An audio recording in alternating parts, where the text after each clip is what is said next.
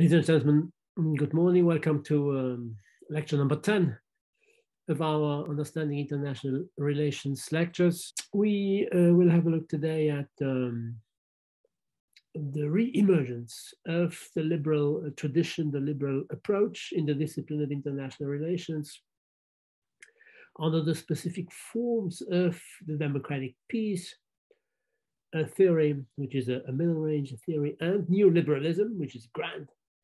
A theory fairly successful during the 1990s, that is to say, during the first decade of the post-Cold War world, synonymous with America's triumph. We saw the end of the Cold War in our two previous chapters. We alluded to this end of the Cold War. We saw 2 weeks ago that during the 80s, no theory at all had been able to predict this end of the Cold War, be it Waltz's neorealism, be it Robert Keohane's neoliberal institutionalism. And we saw last week in chapter 9 that Alexander Wentz's social constructivist approach is likely to explain the end of the Cold War through its assumption of anarchy is what states make of it throughout the Cold War, according to Alexander Wentz. The USSR was America's enemy, was perceived to be America's enemy, behaved and thus reproduced this kind of enmity culture. And Gorbachev adopted his new approach, that is to say, he decided that the USSR would no longer be America's enemy. That is to say, Gorbachev abandoned the Hobbesian logic in the Soviet Union's relation with the US. And in doing so, the USSR, the change of the USSR paved the way to the triumph of a lock-in anarchy, synonymous with some kind of cooperation, at least synonymous with the end of the Cold War confrontation. This end of the Cold War, ladies and gentlemen, whether we accept or not Alexander Wentz's explanation, was synonymous with the triumph of America. Of America, of the West more generally, and America and its Western allies or its Western friends, if we use Alexander Wentz's concept of Kantian friendship. These states are liberal democracies. The triumph of liberal democracies was hailed, of course, by Western politicians. George Bush, the father, spoke of a new world order. Western pundits, experts, such as Francis Guiana, announced the end of history in the meaning of the triumph of the liberal doctrine, the liberal ideology after the decline, the definitive decline, according to him, of whatever kind of alternative ideologies.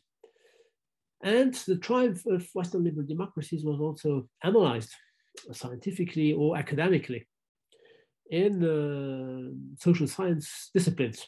In comparative politics, for instance, in comparative politics, the end of the Cold War is considered to be the third stage of the third wave of democratization. That is to say, theorists of comparative politics claim that for 2 centuries now, a bit more than 2 centuries since the end of the 18th century, the world has gone through 3 waves of democratization. The first one logically refers to the rise of the pioneering democracies with France and the US, the French Revolution, the American Revolution, of War of Independence. So at the end of the 18th century, the second wave designates the adoption of democracy after World War II by the defeated Axis powers, that is to say, Germany, or at least Western Germany in 1945, Japan, Italy, and the third wave then, which is synonymous with the democratization of a fairly significant number of states. This third wave is itself divided into three stages. First of all, at the end of the first half of the 70s, three South European states definitely became democracies. Greece, after the dictatorship from 67 to 73. Portugal, after the end of the regime of Salazar, and Spain, after Franco's death. In 1985, Spain became, in 1975, sorry, Spain became a Western liberal democracy. A bit later, various Latin American military dictatorships turned into democracies, and the same was true for East Asian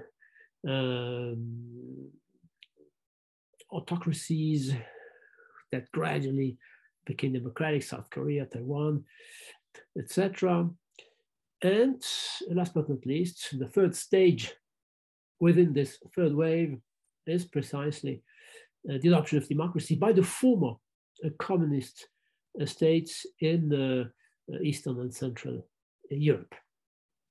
The question of democratization in comparative politics, the approach in terms of democratization is also applied to what happened in the Muslim or Arab world, so-called Arab Spring in 2011. The underlying question is the following one, given also the evolution of this Arab Spring after the defeat of democratic forces, notably in Egypt, and all the more so in Syria due to the civil war. Question underlying this approach is the following one, are Muslim or Arab societies compatible with Western liberal values? And the question has not received any somehow definitive response, of course. In the discipline of international relations now, what we are interested in, the impact of democracy, and more generally, the role of a state's domestic regime up to the 1990s was at best implicitly or indirectly taken into account by the majority of approaches, by the majority of those theories that we already saw. There is no role for a democracy, or more generally the domestic regime of the state, in Morgenthau's classical realism, given the emphasis on human nature. The same is true for Kenneth Waltz's neo-realism. It is the monarchical structure which shapes and somehow determines a state's behavior. No impact at all of the domestic regime. States are like units. We saw this, and we'll come back to this in today's chapter. Transnationalists somehow implicitly or indirectly introduced the democratic variable. Why? Because by emphasizing the role of non-state actors, they admitted that in a free society, private or collective non-state actors are likely to intervene on the international scene. So indirectly, the liberal domestic regime is taken into account. The same is true for the English school when it emphasizes the solidarist, the contemporary solidarist type of international society, given the Western values that are dominating in today's so-called international community. The same is true also for Robert Keohane's neoliberalism, international economic regimes, when he wrote his analysis in the 1980s, only concerned Western democratic regimes because they are characterized by free market economies. Even though Alexander Wendt, to some extent, indirectly reintroduced the democratic regime in his approach when proposing the concept of the Kantian anarchy, given that the sole empirical example that he gave of a Kantian anarchy was NATO, NATO being composed by liberal democracies, maybe with the exception of Turkey. Anyway, the majority of approaches does not explicitly focus on the domestic regime and all the lesser on democracy, with one exception, ladies and gentlemen, the idealist approach that we saw at the very beginning of our lectures in lecture number 2. We saw that according to interwar idealists, democracy was a force of peace. The spread of democratic regimes, according to Wilson, according to the British interwar idealists, more or less directly sharing the same idea as Woodrow Wilson, the spread of democratic regimes would favor peace. Wilson even had imagined that the League of Nations should be an association of free nations, but he failed also because of the rejection of this proposal by the French and by the British, not to mention America's decision, or the American Senate's decision not to join, not to ratify the Versailles Treaty, and therefore not to join the League of Nations. But we also saw that this idealist claim was refuted by the then empirical reality. Democracies were anything but numerous. World War II broke out, and throughout the Cold War, the bipolar confrontation, of course, made it impossible for idealism to have some significant impact in the discipline of international relations. Logically then, the peaceful end of the Cold War, all the more so nobody had anticipated it, this peaceful end, synonymous with the triumph of Western democracies, set the stage for a return of theories precisely establishing a causal link between the domestic regime of a state, and more specifically the democratic domestic regime of a state, and its foreign policy behavior. And thus the 1990s permitted the resurrection, the re-emergence, the return of liberal approaches, a middle-range theory called the democratic peace theory, notably put forward by two American scholars, Michael Doyle, in an article published in 1983. But the success of the theory will definitely occur during the 90s. The second major author of this approach is Bruce Russett, who published his book Grasping the Democratic Peace in 1993.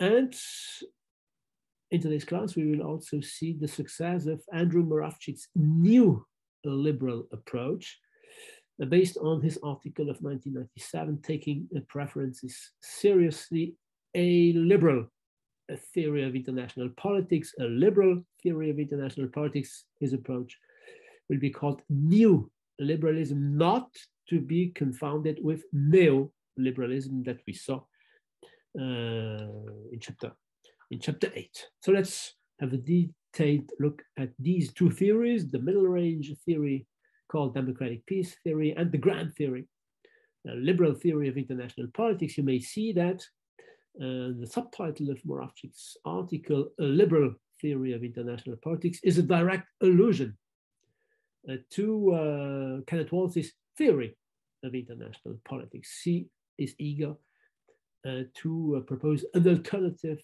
analysis of international politics to the one, to the theory of Kenneth Waltz, which is a neo-realist theory. Let's start with the democratic peace theory. The starting point of the democratic peace theory is the fact that when we look at the international political reality post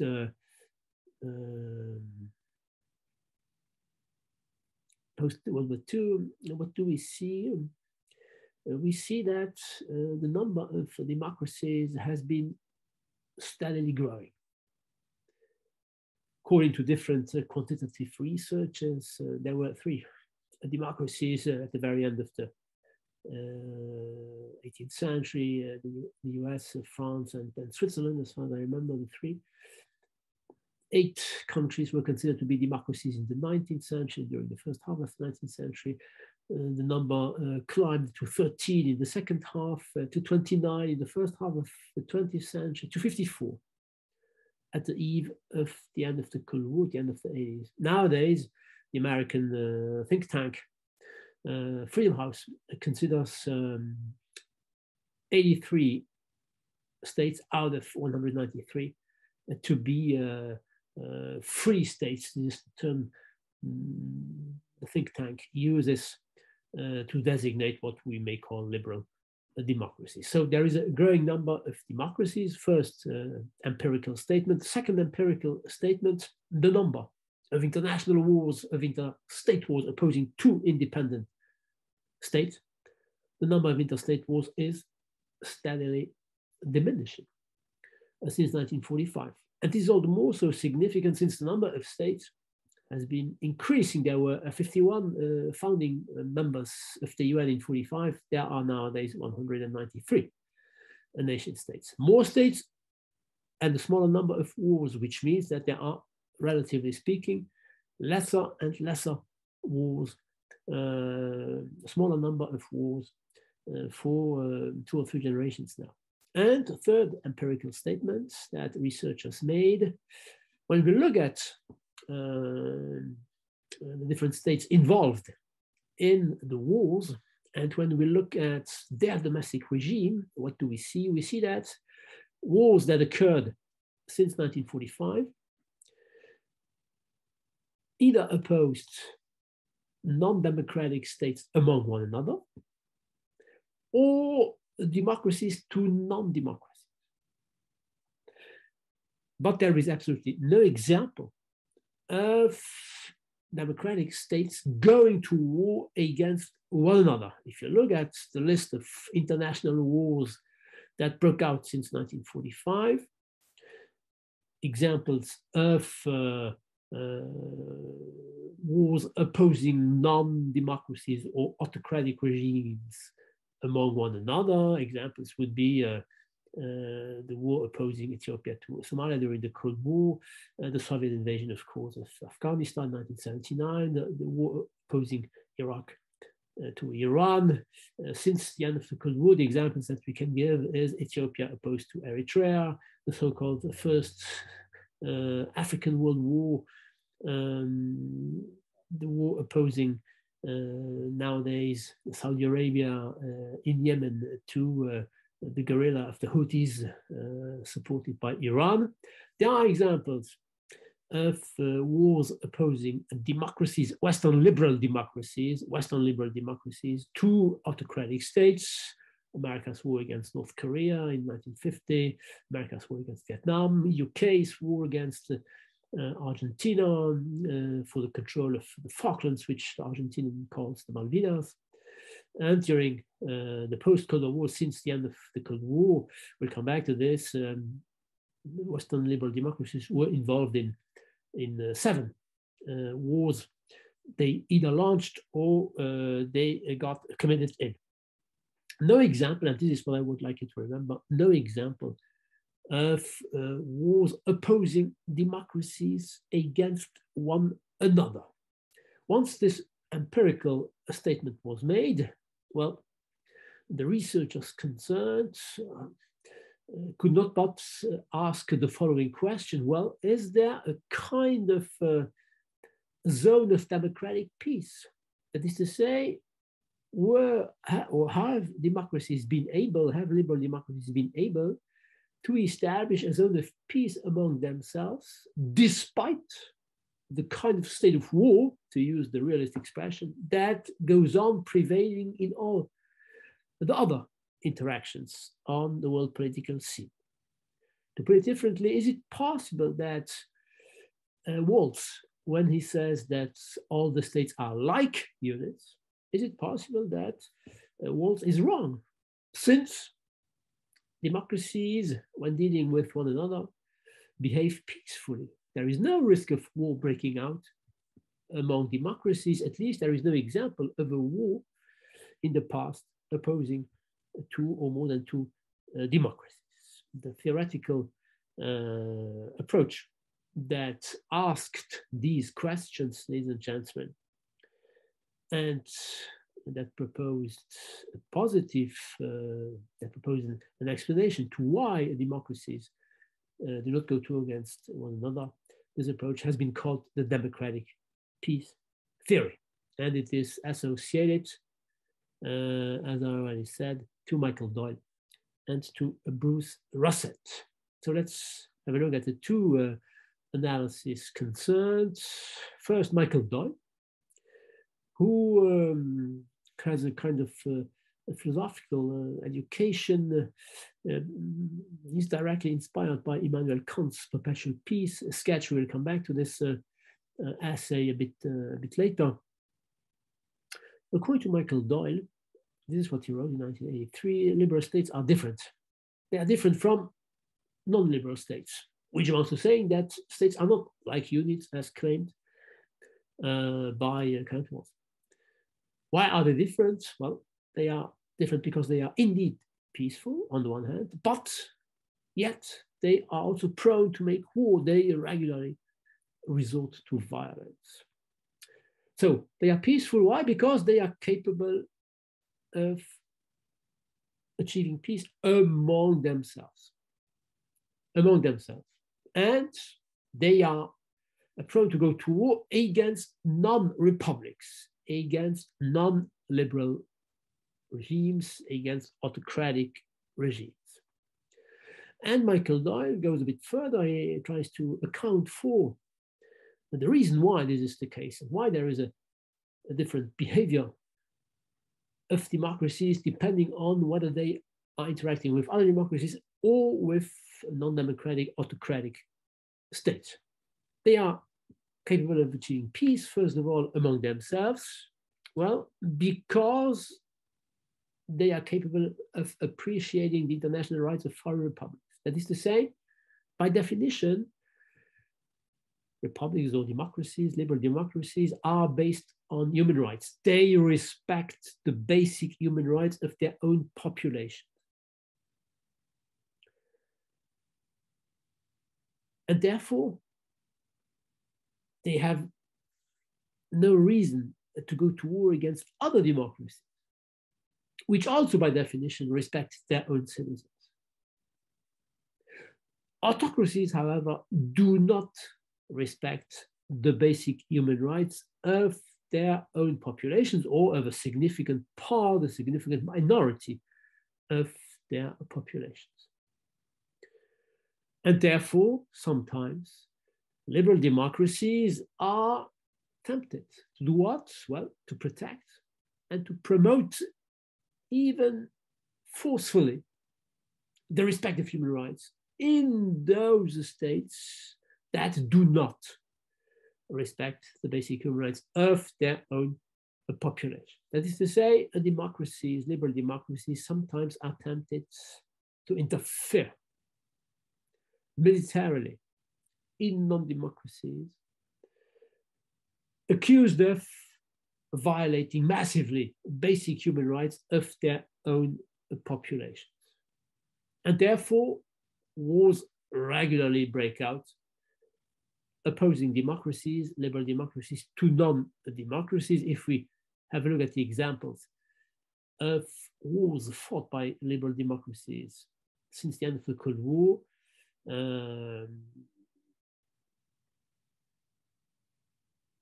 5 at least out of 6, 4 or 5 out of 7, of these wars were directly caused, motivated by the promotion, the defense and the promotion of basic human rights. We'll come back to this, notably in Yugoslavia, in Iraq, or in Libya. Michael Doyle also proposes a second complementary explanation of why democracies sometimes go to war against non-democracies. They feel threatened. If you look at the quote, second part of the quote, liberal republics see themselves as being threatened from aggression by non-republics that are not constrained by representation. That is to say, when dealing with non-democracies, liberal democracies do not feel safe. They are afraid of being attacked. And therefore, sometimes this security dilemma, this insecurity feeling incites them to go to war. If we come back to our examples, this was the case, at least indirectly, of the first Gulf War of 1990, 1991. Iraq attacked Kuwait. It behaved aggressively. The US, as a democracy, was afraid prospectively of Iraq continuing its offensive behavior, maybe against Saudi Arabia. So the US felt threatened, at least indirectly, via its allies in the region. Therefore, it went to war against Iraq in 1991. The same is true for Afghanistan, given the terrorist attacks of 9/11. Al-Qaeda, the network concerned, was harbored and protected by the Taliban regime in Afghanistan. This second explanation of why there is still a state of war between democracies and autocracies, this second explanation is deepened by the second author of the democratic peace theory, that is to say, Bruce Russett.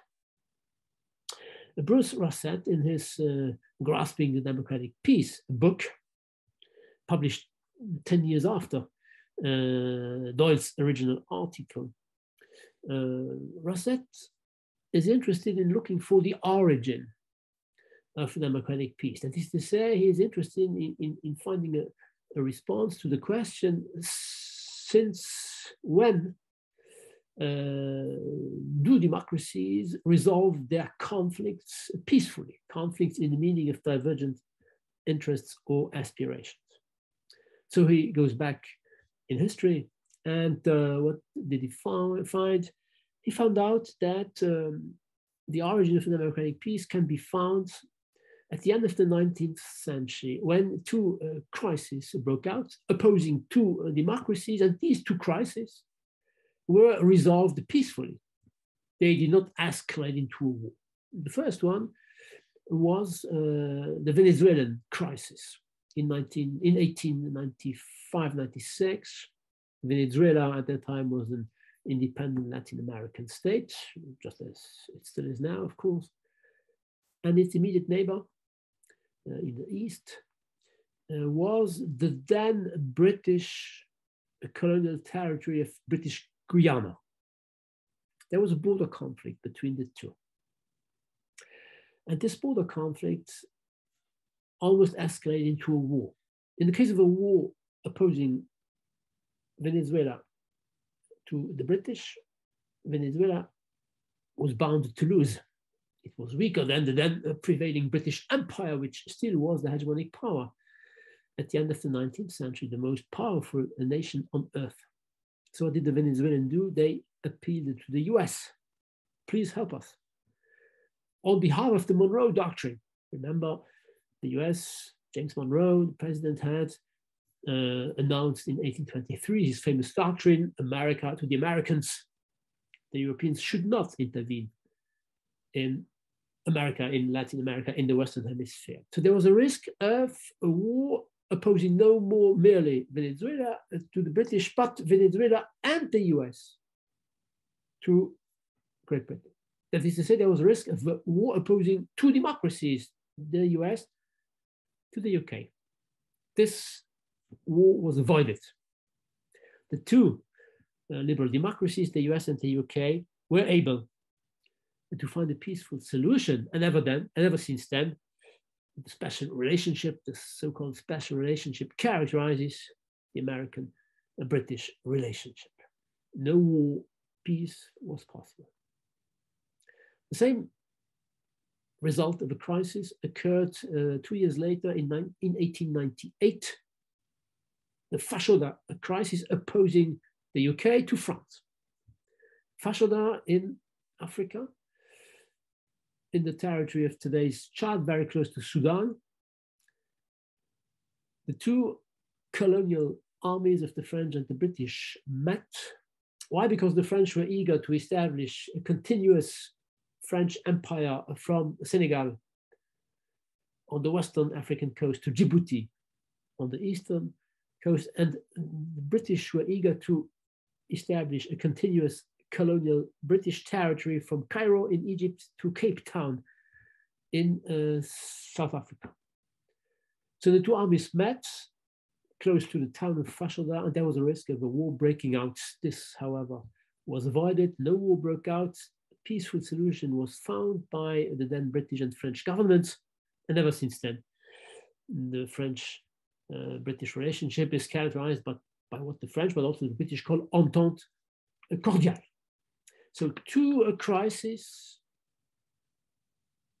opposing democracies, some 125 years ago, that were resolved peacefully. Bruce Russett then looks for the causes of the possibility of peace prevailing, of peaceful conflict resolution prevailing. And he put then forward the two complementary explanations. If peace exists among democracies, it is first because of what he calls the cultural or normative explanation. This first explanation emphasizes the role of values prevailing in a democracy. That is to say, the culture of compromise. What is typical of democratic life, democratic political life, ladies and gentlemen? It is the fact that in a democracy, the loser accepts their defeat. A presidential candidate who loses the elections accepts their defeat. He does not try a coup in order to get rid of the victorious opponent, etc. The same is true when there are social, economic conflicts. They are resolved by dialogue, by negotiation, by compromise.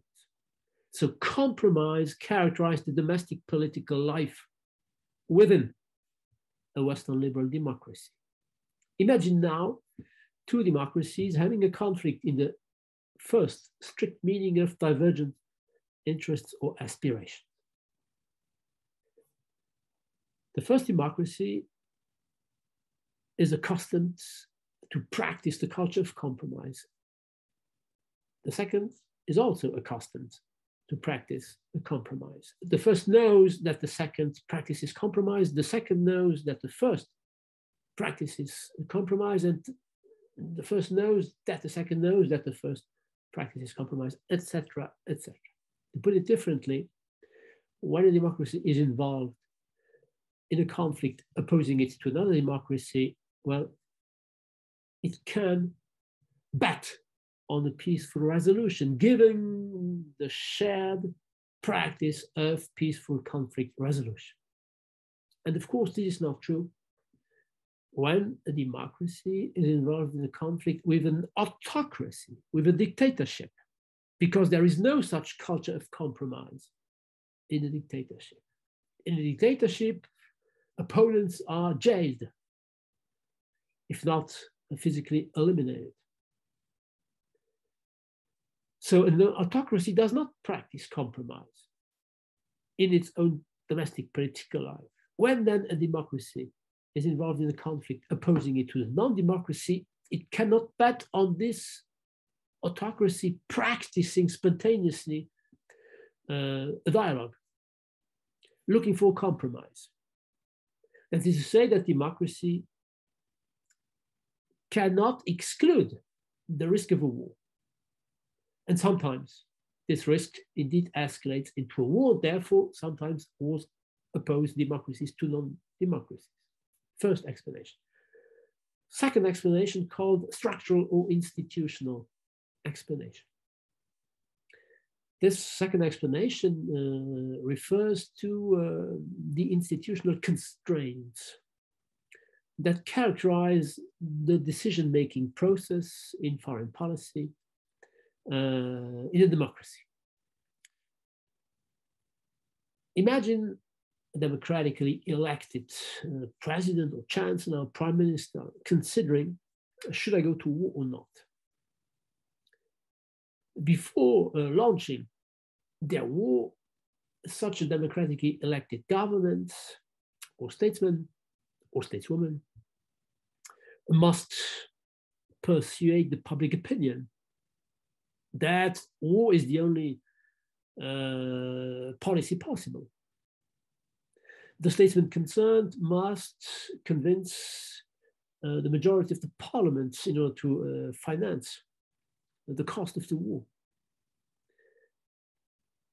The statesman concerned must respond to the criticisms that are raised, notably in the free media. By definition, media are free in a liberal democracy. What does that mean? This means that a democratically elected government cannot go to war by surprise. There's a kind of delay between the question, should I go to war or not, and the decision I go to war. And this delay, this period of time, permits diplomatic negotiations to be launched among two democracies, once again, because two democracies, by definition, are characterized by the same institutional constraints. The first government, first democratic government, knows that the second government cannot go to war by surprise in the case of two democracies having a conflict. The second government knows that the first democratic government cannot go to war by surprise, so both can bet on a diplomatic, that is to say, on a peaceful conflict resolution. And here again, the opposite is true. When a democracy is in a conflict opposing it to an autocratic regime, there is no free press in an autocratic regime. There is no parliament to be convinced, because the parliament is not free. There is no public opinion by definition, since there are no citizens in autocracy, only subjects submitted to the autocratic will, the control by the dictator and their regime.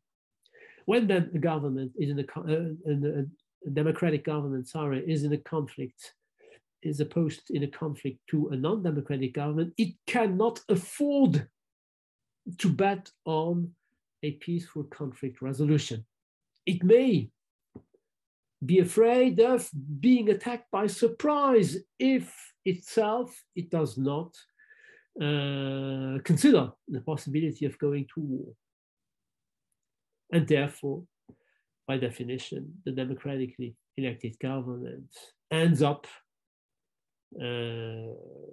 considering that a war might be necessary. And here again, sometimes such a war indeed breaks out, and therefore wars still occur, as we saw in our list, opposing democracies to non-democracies. If I sum up Russett's explanation, which is much more detailed than Doyle's explanation, we can say that the two explanations, of course, are supplementary, are complementary to one another. There can be no institutional democracy without democratic values. And democratic values themselves are improved and consolidated thanks to democratic institutions.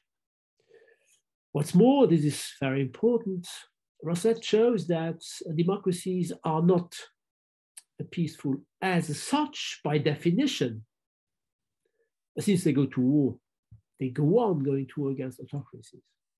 They are peaceful among one another thanks to what? Well, thanks to what he calls the peaceful mutual expectation, the mutually shared peaceful expectation. Two democracies expect that both of them will behave peacefully. And this shared, mutually shared expectation renders both of them secure. Two democracies, when dealing with one another, no more feel insecure. There is no more security dilemma because of the absence of a central authority above the states, the anarchical structure of the international environment. And since two democracies feel safe, well, they can bet on a diplomatic conflict resolution, for the very simple reason that war is only chosen when diplomacy fails.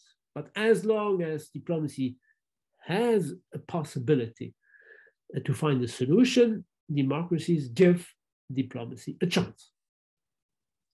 War ends up being irrelevant, useless. There is no need to go to war, since two democracies can bet on a peaceful conflict resolution.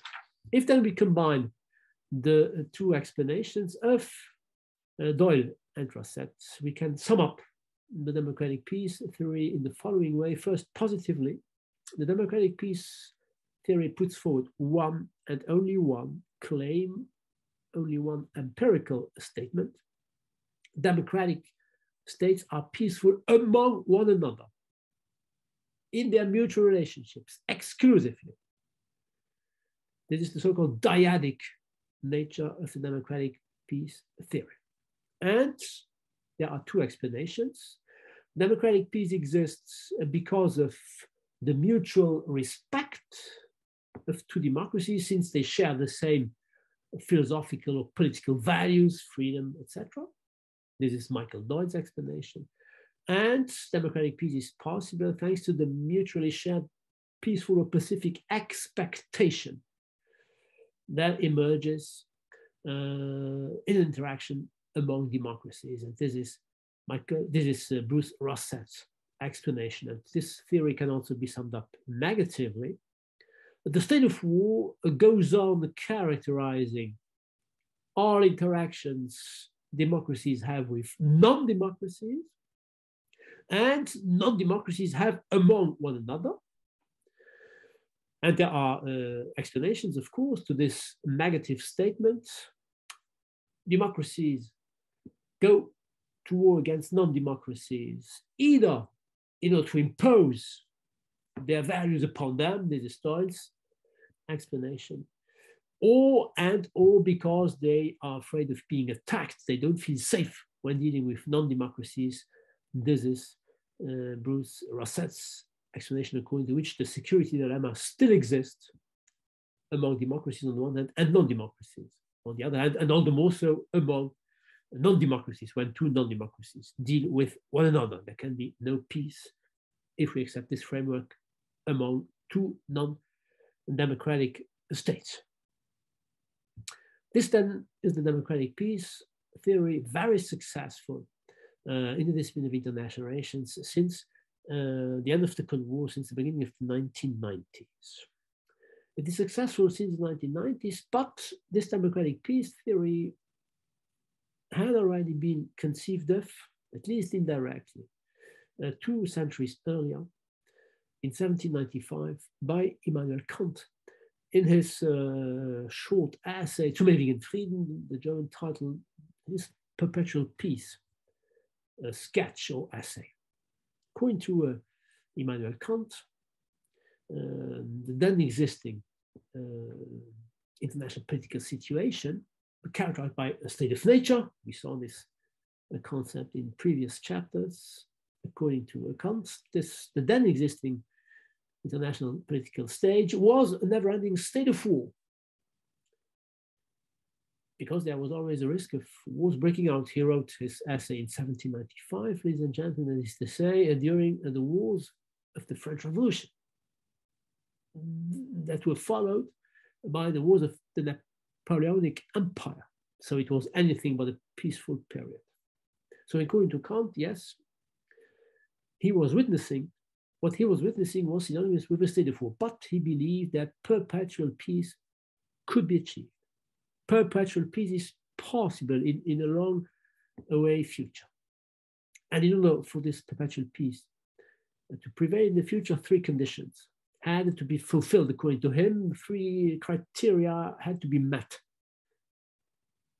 This is what he calls the definitive articles of the perpetual peace. First of all, I quote the titles that he gives in his book, in his essay, to the 3 definitive articles. He goes into the details of them, of course. First, the civil constitution of every state should be a republican.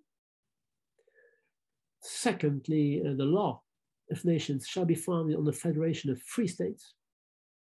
And thirdly, the law of world citizenship shall be limited to conditions of universal hospitality. I will not go into the details of article number 2 and definitive article number 3, they refer to the idealist philosophy that we already saw in chapter 2, the law of nations, Federation of Free States is the law through international law, or international, it's the peace, sorry, through international law, international organizations, and universal hospitality is a peace through economic interdependence. I will focus on the first definitive article. The civil constitution of every state should be republican. I already mentioned it in chapter 2, but I feel free to come back to it now. This article, what does it say? Well, it says that according to Kant, a republic, this is the term he used. I feel free to use the term democracy or liberal democracy nowadays corresponds to what Kant called a republic. According to Kant, a republic or liberal democracy is a peace-prone regime. Why? Because in such a democracy, governments depend on the citizens who elected them. The majority of citizens elect the government by definition in a democratic state. Now, citizens and the majority of citizens are rational individuals. What is a rational individual? Well, a rational individual is an individual who is risk averse, that is to say, tries to avoid useless risks. A war, of course, is a very risky behavior. In the case of a war, citizens may have to fight as soldiers. The French in 1795 had invented the national conscription, the compulsory draft for young males. So if a war breaks out, young males run the risk of dying because they have to fight. If they are rational, they do not want that. They do not want either to pay more taxes in order to finance the war. They do not want to repair the destructions caused by the war if the war takes place on their territory.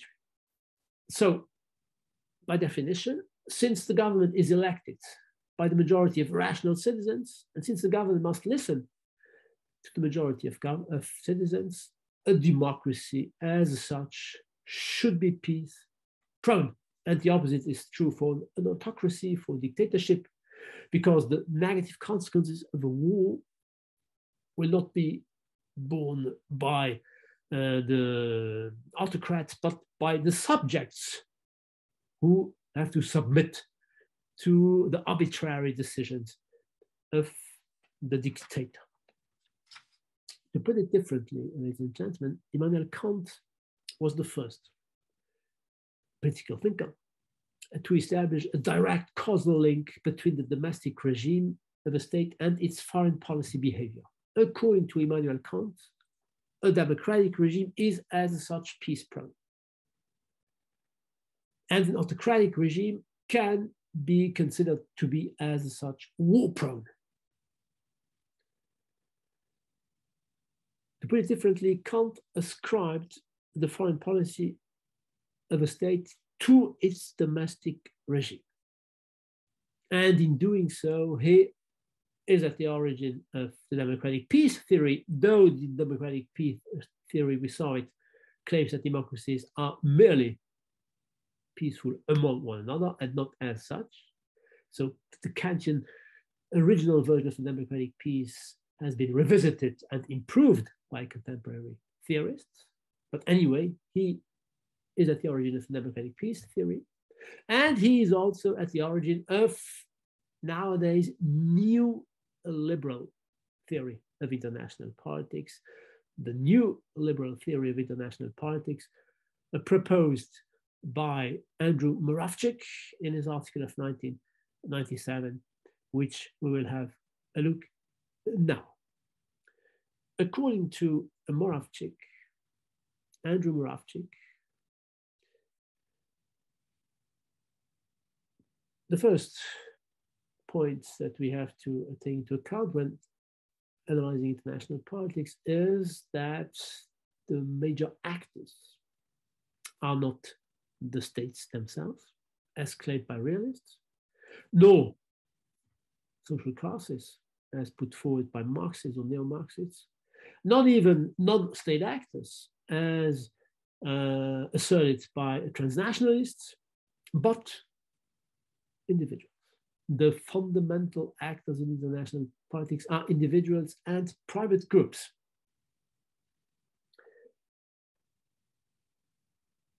Individuals and private groups who are interested in doing what?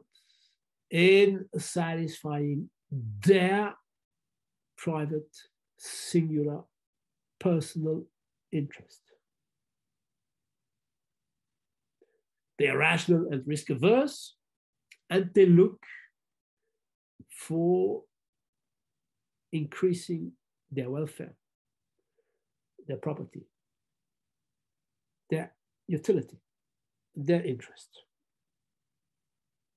This means that the governments or the states embodied in statesmen or governments are only indirect actors.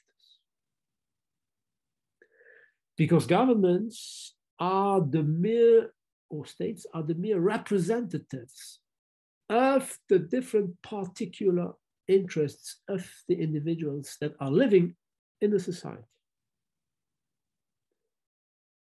And governments are commissioned to do what? Well, to undertake actions on the domestic scene and also on the foreign political scene. States or governments are commissioned to undertake those actions likely to satisfy the interests of the different individuals, of the different citizens, acting alone or in collective groups. These groups may be political parties, they may be trade unions, they may be pressure groups of different kinds, etc., etc. States are therefore not important actors, they are not direct actors, they are at best indirect actors. And above all, they are not unitary actors for the very simple reasons that within a society, different individuals have different interests by definition. There is no such thing as a national interest. Moravcsik's new liberal approach here comes close to the Marxist or neo-Marxist approach, according to which there is no national interest either. Remember what we saw, according to Marxists or neo-Marxists, the interests that are satisfied on the international scene by government are the interests of a dominating group, of the dominating group, of the dominating social class, that is to say, the bourgeoisie, and or the capitalists, according to Marxists. Moravcsik claims that the interests that are satisfied or promoted or defended on the international scene by national governments are interests of the different individuals that compose a society. So the only difference is that, according to Moravcsik, the individuals in a society are plural. There is not one single class dominating the rest of the society. There are different individuals, there are different collective groups of different individuals, likely, depending on the context, of dominating other individuals. So there is a kind of never-ending struggle within the society in order to promote these or that, these or those interests of different groups, of different parts, of different sections within the civil society. The government policy, therefore, look at the quote, is constrained by the underlying idea, identities, interests, and power of individuals and groups. What do? They pressure the central decision maker, the governments, the statesmen, in order for this the government to adopt those policies that are likely to satisfy their interests, that are compatible, consistent with their preferences. Look at the title of his article, Taking Preferences Seriously. Of course, the interests of different parts of the population within the state are not the same. Employers and employees have different interests. farmers, consumers have different interests, etc., etc. Students and professors have different interests. So all these groups exert some pressure upon the government in order for this government to adopt a policy likely to satisfy their specific interests. Foreign policy, therefore, ladies and gentlemen, is a kind of succession, a kind of series of different decisions, all trying to satisfy specific interests. There is no national interest. There are only different private or societal interests that are likely to be defended, promoted by the government. Moravcsik goes a bit further, trying to look which specific societal interests are likely to be satisfied. Is there a kind of general tendency beyond the fact that the different interests pursued are different from one decision to another? The answer to this question is positive. Why? Because Moravcsik comes to the conclusion that in order to have an idea of which groups are likely to pressure the governments, in order to have an idea, we have to look at the political regime of a state. Why? Because different individuals and different groups have access to the government through, of course, the state's political institutions. Access to political authority is channeled through these institutions. We have then to look at the form or the nature of these institutions in order to try to know by advance which groups are likely to have a better access to the government than other groups. This also means that if we have to look at the political regime, then, and I come to the link with Immanuel Kant's philosophy, if we have to look at the political regime, then there is a causal link between the political regime of a state and its foreign policy behavior. States, to put it differently, are not like units. And this is the reason why Moravcsik added the subtitle, A Liberal Theory of International Politics, as distinguished from Kenneth Waltz's theory of international politics, where he claimed that states are like units. According to Moravcsik, this is not true. Why? Because a democratic regime, an autocratic regime, a totalitarian regime are not like units. They have different foreign policies. Because, why? Because they do satisfy interests of different groups that form the majority within the state and that therefore have access to the government. In doing so, he somehow or indirectly joins Kant's analysis. In a democracy, the majority of citizens, by definition, should have access to the government since they have elected the government. Therefore, and given that individuals, as emphasized by Moravcsik in this quote, are rational and risk averse, therefore democracy should be peace prone. And the opposite is true for autocratic states.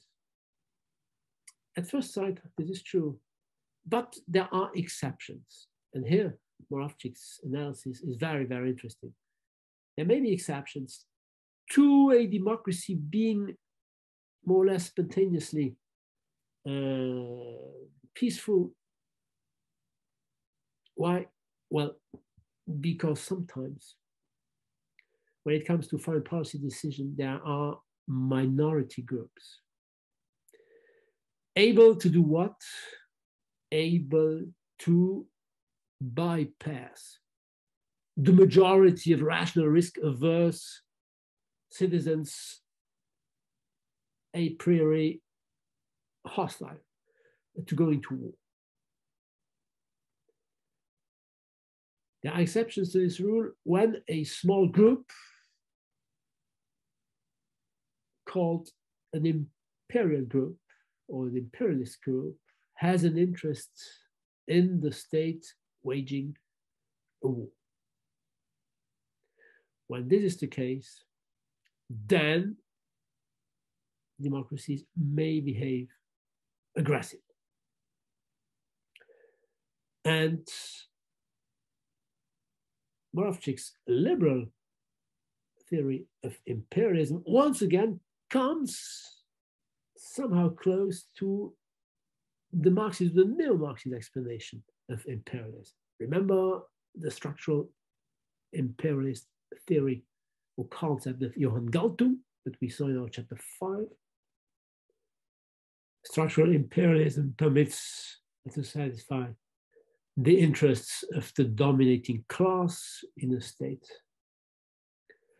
Here in Moravcsyk's liberal theory of international politics, imperialism is a foreign policy undertaken in order to satisfy the interests of a specific private group, not a dominating class as such, but a dominating group, a specific group within this dominating group, which has a very specific interest in fighting the war concerned. And the very best example that we can give, Moravcsik published his article in 1997, so he could not give this example, I feel free to do it, is America's war against Iraq in 2003.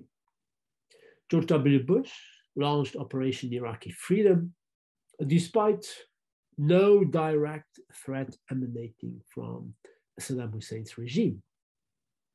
George Bush claimed that Saddam Hussein's regime was eager to acquire and even already possessed weapons of mass destruction, that he was threatening his neighbors since he had already attacked Kuwait and Iran in the previous decades, that he also sponsored terrorist networks such as Al-Qaeda, which had staged the terrorist attacks of 9/11, and of course that he also massively violated the basic human rights of the Iraqi population. Actually, if we apply Moravcsyk's framework to this war, we can say that it was fought, that Operation Iraqi Freedom was launched by the Bush administration in order to satisfy the private interests, which therefore can be called the sinister as opposed to the national interest, the sinister interests of different specific groups, both within his administration, the neoconservative members of his administrations, but also economic firms interested in controlling the oil markets, of course, the oil extraction in Iraq. Private security firms, private military firms. You may know that beyond the American army, many groups, private military groups, hiring mercenaries and private or corporate warriors were also fighting this war in Iraq, and they made money thanks to this war.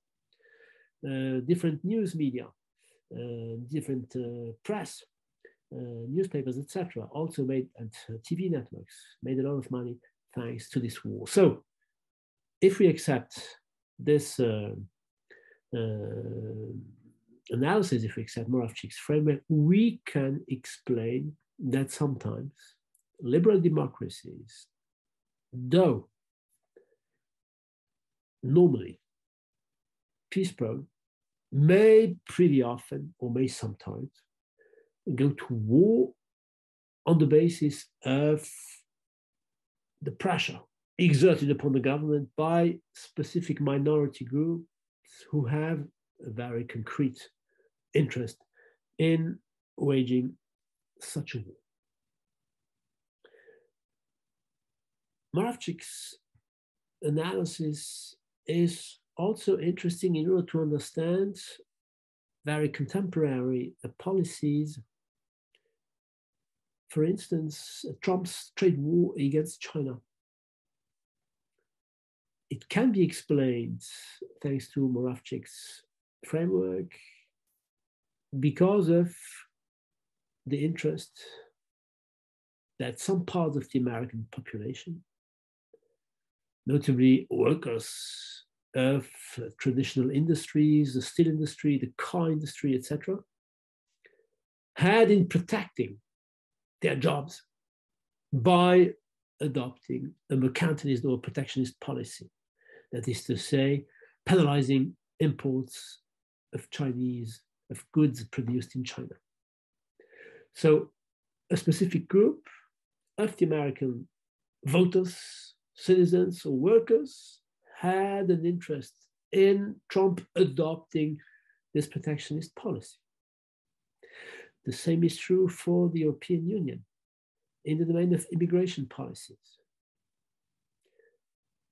The immigration policy of the European Union, which is not very favorable, all the more so in France, to refugees coming from Africa or the Near East or the Middle East or other war-torn countries, may be explained by the pressure, indirect or direct, of different groups of French, etc., citizens upon their governments not to accept too many of these refugees. So Moravcsik proposes an inside-outside explanation or thesis or theory of foreign policy, a bottom-up approach. To understand how a government acts on the international scene, we have to look at what the citizens are interested in. The bottom determines the top. The inside determines or shapes the outside. And to some extent, this theory explains general foreign policy behavior of our own Western liberal democracies. Why do we almost spontaneously, systematically consider North Korea or Iran to be threatening in the case they acquire nuclear weapons? Because they are dictatorships rather than liberal. So we look at their regime. Why do we systematically, or Western governments systematically, support Israel? Because Israel is considered to be a liberal democracy, as opposed to the Palestinians. So whatever Israel is doing in its foreign policy towards the Palestinians or the rest of the Arab world, we look at Israel's behavior through our democratic looking glasses. And therefore, we do not criticize this behavior, whatever it may be, when dealing with the Palestinians. To put it differently, ladies and gentlemen, since the end of the Cold War, liberal theory and liberal doctrine or liberal practice are very close to one another. And this is all the more so true for democratic peace theory, which, once successful in the discipline of international relations, that is to say, in order to explain why democracies do not go to war against each other, was gradually adopted and, I feel free to say, instrumentalized by Western liberal governments. The argument is the following one. Democracies do not go to war against one another. That is to say, the more democracies, the more peace. The practical conclusion is the following one.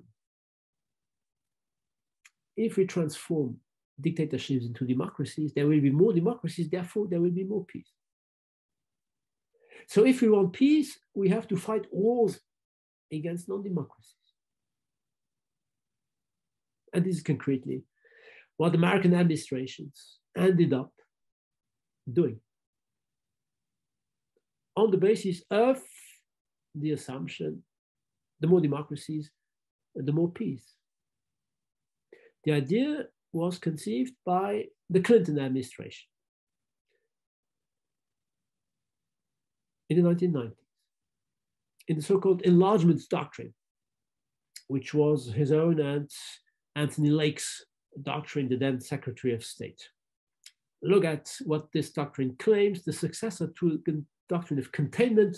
There is no more Soviet enemy, so we don't need no more the containment doctrine that went back to 47, to George Kennan, to the fight against the USSR. The successor to a doctrine of containment must be a strategy of enlargement, that is to say, to increase the number of the world's democracies. Why? Look at the response. Because the addition of new democracies makes us more secure, because democracies tend not to wage war on each other. Democracies do not go to war. The more democracies, the more peace. This goes back to Wilson. Remember what we saw in our chapter 2. Wilson had not put into practice his idea because the Senate had refused. Clinton did not put into practice either his own doctrine, or at least he did not go to war in order to increase the number of democracies. He resorted to a peaceful means to finance regimes, political parties favorable to establishing democratic regimes, etc., etc. George Bush, the son, George Walker Bush, did put into practice this claim. Operation Iraqi Freedom was fought against Iraq to satisfy, of course, the different private interests I alluded to some minutes ago, but also on behalf of the so-called democratic dominoes doctrine. We transform Iraq into a democracy by ousting Saddam Hussein. Once Iraq is democracy, the neighbors will gradually become democratic too. The Middle East will become democratic. There will be no more danger for Israel, the nowadays only democratic regime in the Middle East. There will be no more danger for us Americans on the world political scene, danger emanating from the Middle East, since the Middle East has been transformed into a democratic regimes. Listen to George W. Bush at that time when he justified his war: there can be no peace if our security depends on a ruthless and aggressive dictator. So democracies were tempted, ladies and gentlemen, to wage wars in the name of peace, which is somehow, and actually, which is definitely a contradictory. Since the end of the Cold War, Western liberal democracies waged 7 wars against dictatorships. Twice against Iraq, twice against Serbia, against the Taliban regime, against Gaddafi in Libya, and against ISIS in Syria and in Iraq. I do not mention France's military interventions in Africa, but to some extent they could be added if we forget the quantitative definition of a war. A war is an armed conflict provoking the death of at least 1,000 battle-related victims. This is not the case in Mali or in the Sahel region where France is intervening. France is also intervening, or did also intervene, in all the different 7 wars that I mentioned on this list. It is to say that the democratic peace theory, which emphasizes the fact that democracies do not go to war against each other, has a kind of dark side.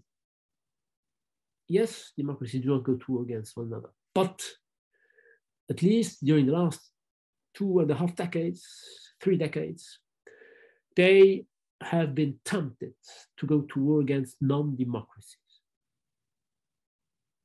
The fact that Western liberal democracies are dominating, have been dominating the world since the end of the Cold War, there is no more communist alternative, has unleashed a fairly aggressive behavior on behalf of liberal democracies. In the name of liberty and democracy, they wage wars. Maybe things are changing. Maybe things are changing, ladies and gentlemen. Why? Because of what Joe Biden said some months ago on August 31 last year in 2021, when he justified his decision to withdraw America's troops from Afghanistan. What did he say? We will put an end to this war. We will focus on the new threat which is rising, and this new threat is China, and to some extent also the assertive behavior of Russia. But first and foremost, China. Our national interest, I quote Joe Biden substantively, consists, our vital security interest, our vital national interest consists in coping with China's rise. Ladies and gentlemen, this means that Joe Biden adopted a realist vision, a realist analysis. Our foreign policy should no more consist in exporting, in spreading, in imposing democratic values or democratic regimes. Our foreign policy should consist in defending ourselves against the future threat emanating from China. He does propose a realist analysis, realism which also re-emerged in the discipline of international relations during the last 10 or 20 years or so. And we will logically have a look at this re-emergence of realism, the power cycle theory on the one hand, and the so-called neoclassical realist approach in our chapter 11 next week. Thank you very much for attending today's class. I wish you a great day and see you again next week. Goodbye.